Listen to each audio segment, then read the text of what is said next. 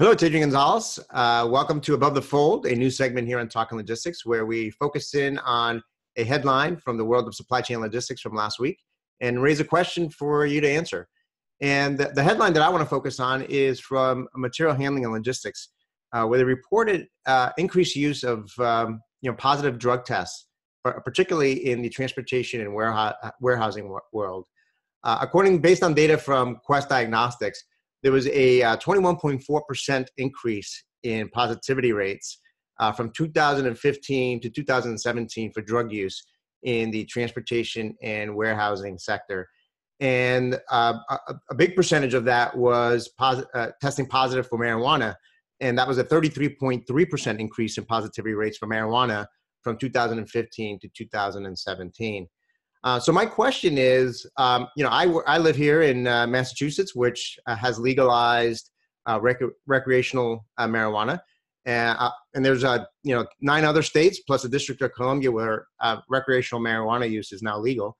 My question is, as states begin to legalize marijuana use, will transportation warehousing employers begin to shift their view of marijuana use and their hiring practices?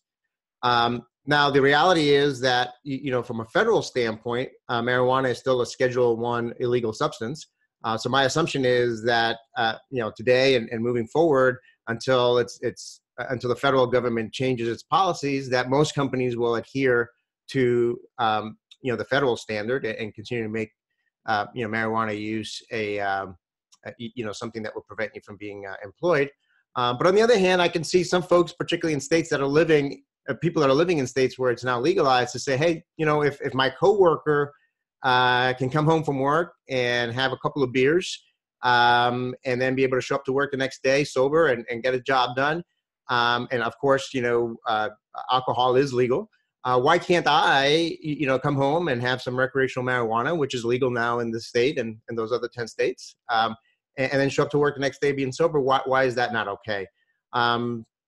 So again, I think it's kind of an interesting and developing kind of a trend here. And so I'm just wondering, as the legalization of marijuana seems to be picking up steam across different states, if and when it becomes legal across the country, will employers kind of change their policies around marijuana use in particular? So that's my question. I think this is kind of a developing one that might take a few years for it to roll out, but I'm wondering if HR departments are beginning to tackle or wrestle with this question, particularly if they've got operations in the 10 states plus DC where recreational use of marijuana is legal. So that's my question.